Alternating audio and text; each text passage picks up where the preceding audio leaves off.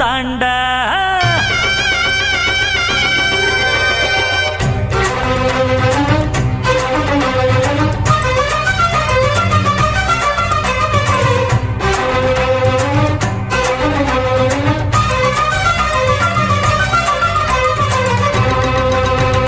கொடுத்தாலோ கொடுத்தாண்டா, நல்ல இடம் பார்த்து கொடுத்தாண்டா.